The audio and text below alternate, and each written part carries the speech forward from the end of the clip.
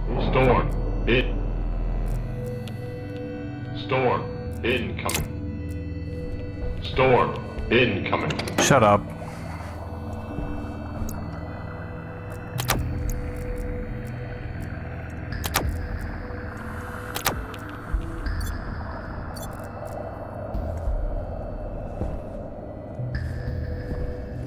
So, power currently roughly 50%.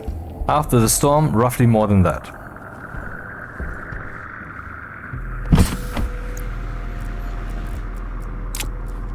Safe. Let's make Electrum. For what again? I don't know, but we need one. We need some. Deep. Cinematic. Space. Exosphere. On Soma FM. Oh, it's empty.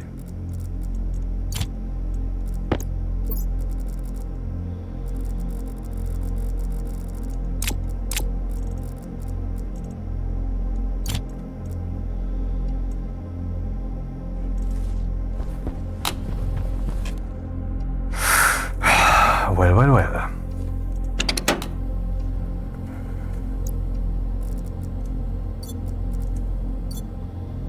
How much pressure's in there? Okay, maybe you should first get rid of that. I wouldn't know what to do with all that gas. The pressure in here is already rather high. 18% CO2.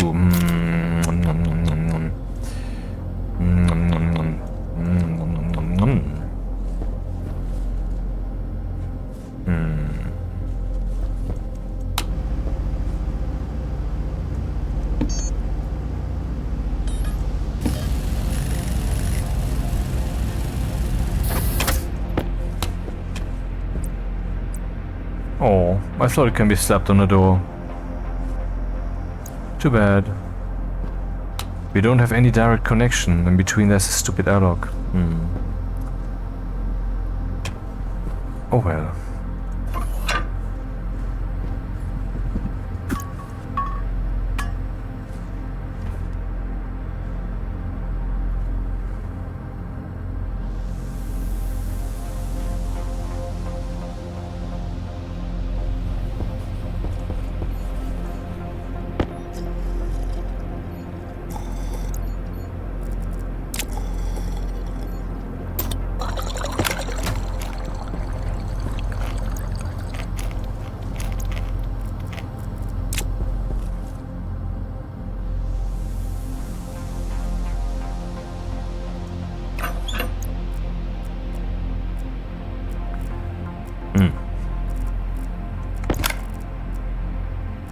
Not ideal.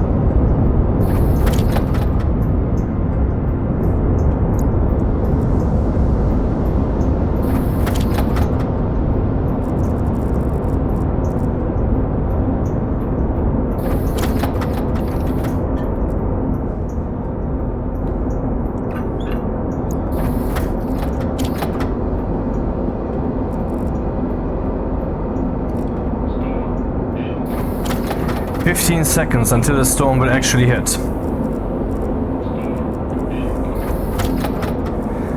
That's when the lever resets itself to the alarm position.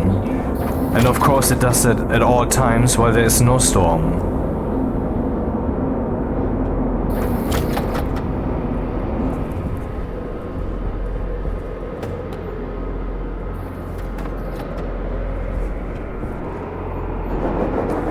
$27,000 watts coming in.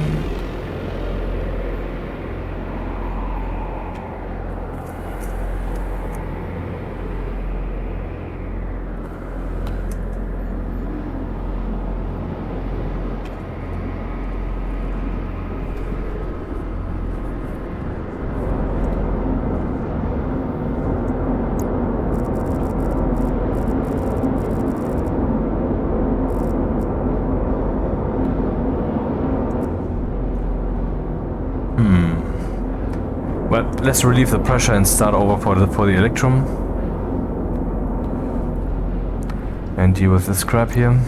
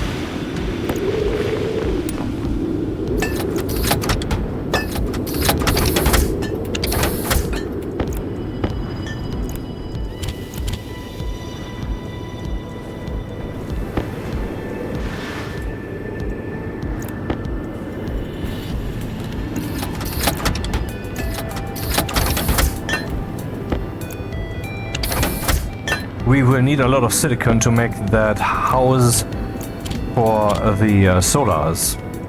Lots of glass. Steel. Silver, steel, and steel.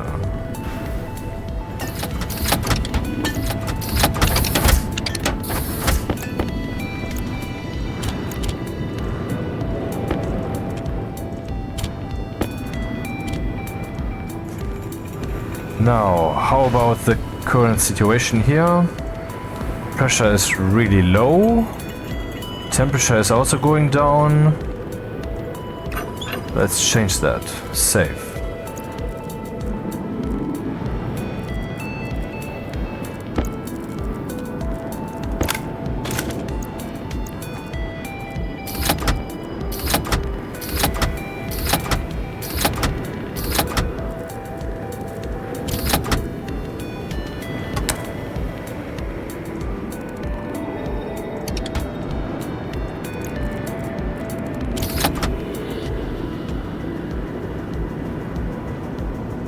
Pressure is too high. 2.4 is maximum.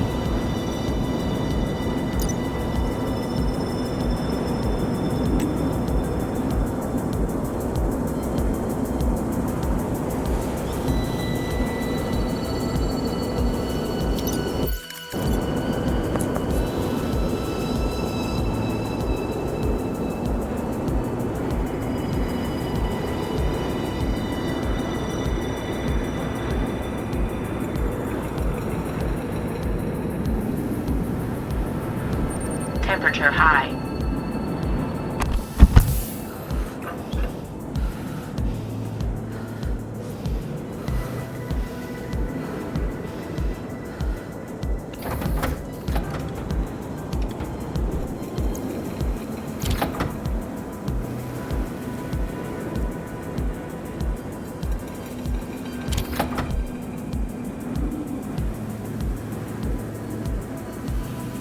Was it 600 only?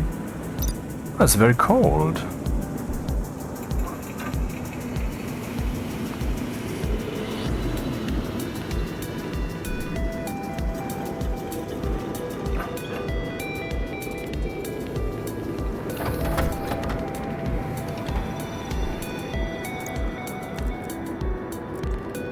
One more. The rest I will just smelt as it is.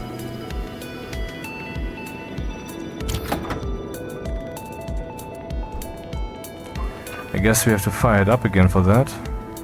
Yeah, definitely getting too cold. Or not. Nice. So, no more heat, please.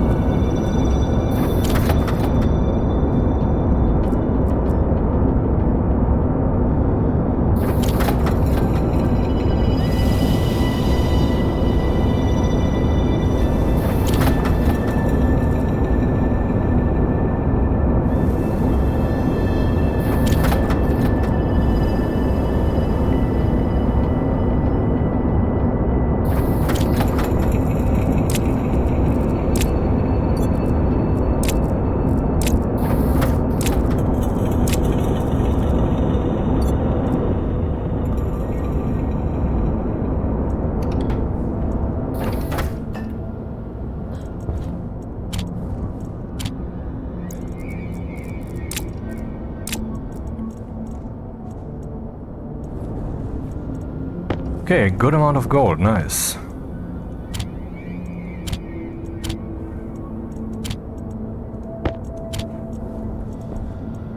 $300 grams of electrum, of which we now promptly need 20.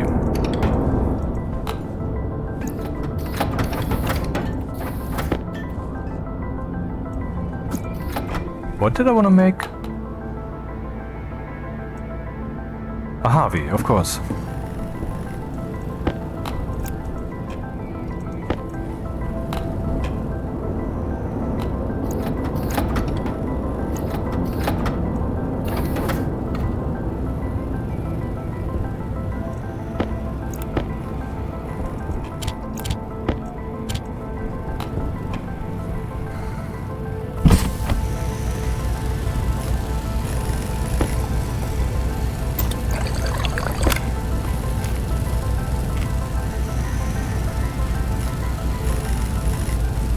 Storms over 91%, of like 52 up to 92, yeah.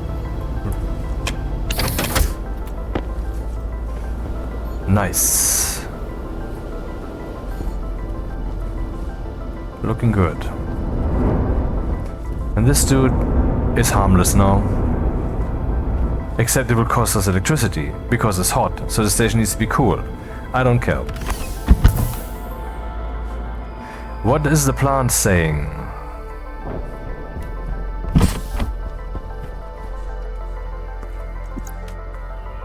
Okay, it has fruits. We're waiting for seeding. Very good, very good. Maybe we will witness this thing actually being completed.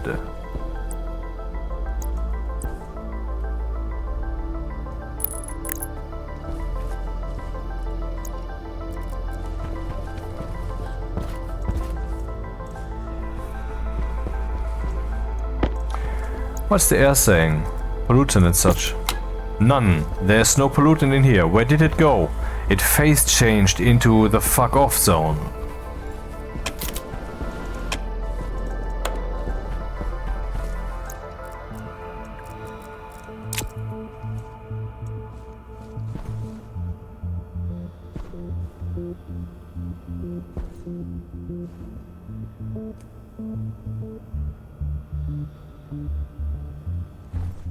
What did I do? This thing's wrong.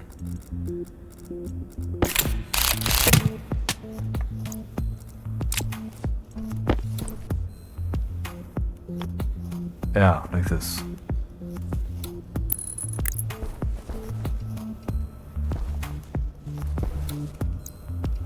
a junction chute, please.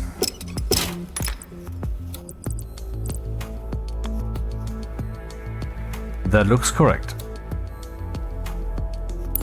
Auto rotate key. Super awesome. And here we need an overflow chute.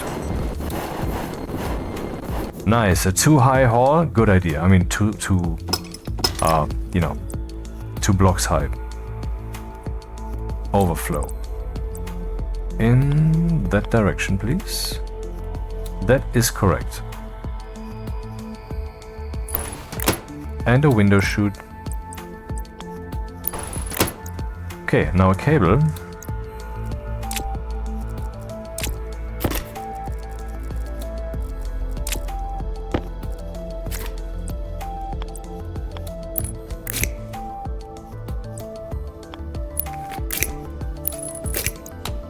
Aha, it has turned on.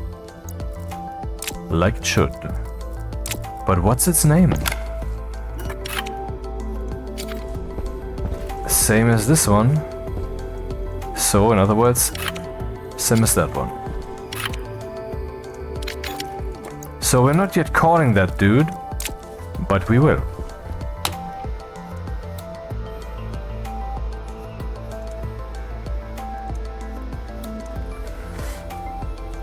Well, Doom did it better, you know? In Doom 3, when you were pointing at some screen like this, you suddenly had a cursor instead of this thing. And, well, you could say that's just a graphical change, but I guess it could be implemented in a way that you can more conveniently use this. I don't know how exactly, but there's certainly a way.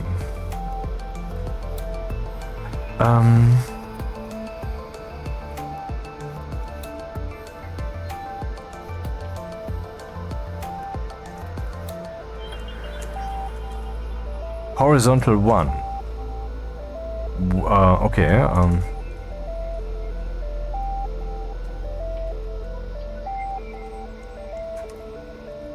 this is a wasteful way to do it. I know. I'm still in the exploration stage. Horizontal 1.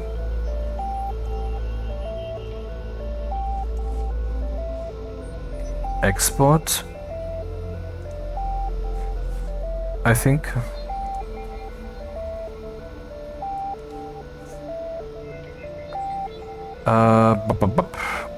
So this is defined, and here we are saying prepare this Harvie, then we have this debug crap which we must ignore, then we have this other debug crap and more debug crap, and then we're saying do stuff, and that's really all that should be there.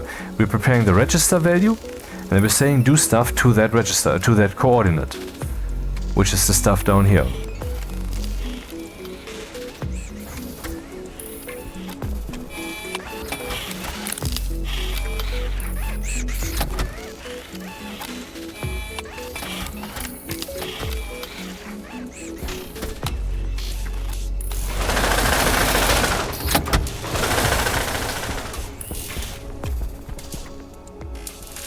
Dude, you're not done. I'm pretty sure you're not done. There was a seed there. Where is it? Oh, it's already planted. I'm stupid. It's already down here. It worked. It harvested this, plucked the seed, tossed it in the system, plucked the potatoes. We saw at least one of them shred here. Now we have biomass 3, and the alarm is still on because this dude is now also relevant and is saying I can't plant anything, dude. Give me something to plant, and I will.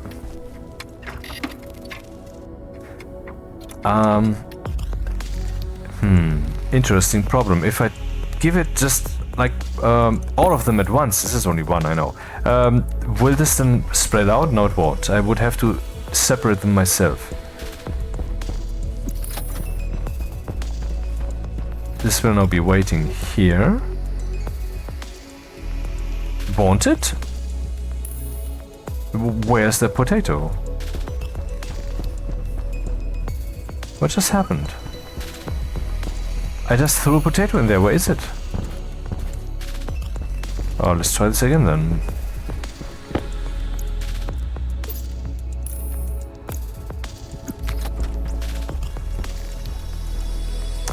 Aha, there it is. 1, 2, 3-ish. No.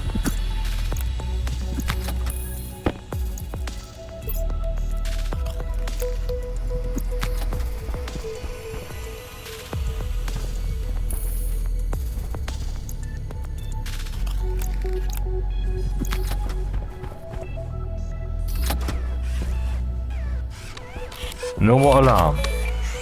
It's working. Oh wait, what? Why is an alarm now? Ah shit. Right, because this thing has not yet been piped up, so there's a problem here. I don't know why that expresses in this way, but it's alright. I hope. Yeah. Great, it's fucking working. This greenhouse is in principle scales. We still have to work on the actual scaling, but it's working. We now have 2 plants. Both of them get their stuff and they will both be harvested and replanted endlessly, and we will get more and more biomass until this flows over and goes into the currently not enabled centrifuge. Not bad. I could turn this thing on automatically when there's something in the input slot and when there's something inside.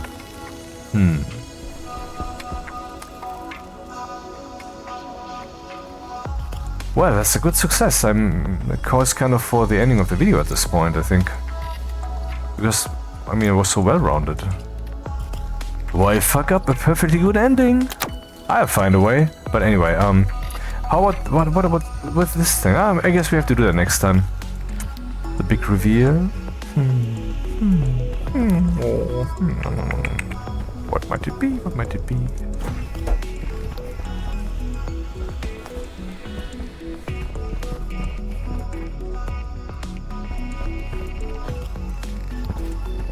Maybe we could already make plans at least for where that solar stuff should be.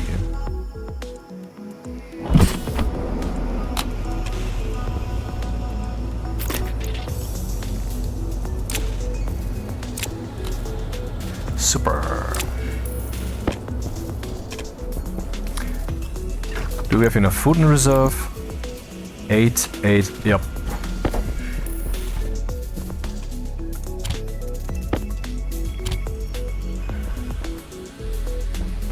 So let's fly out there and take a look.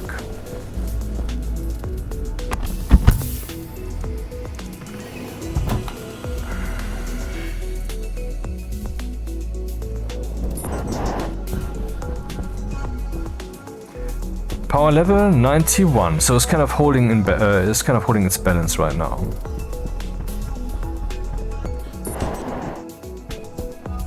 An automatic Harvie, I've never had that. Finally I've achieved that crap. And even the logic sorter. What a successful video this was. I mean, all things fit together, and I expressed myself mostly stupidly. And now we have all the stuff completed. The logic sorter, the Harvies are working, even 2 of them. And whatever else I did. So, and we have some... Interesting. Lens flare there. So where would that be then?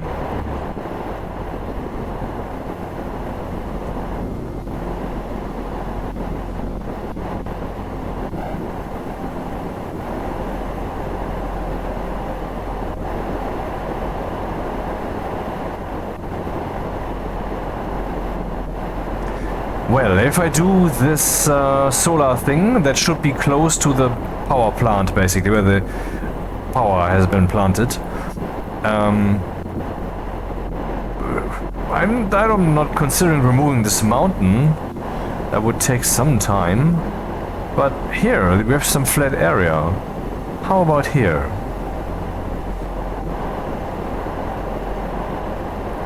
And that was worth thinking about, because so far I ever only considered that area there, or this one. And this makes more sense. Oh, look at that. The storm finally did what it was supposed to.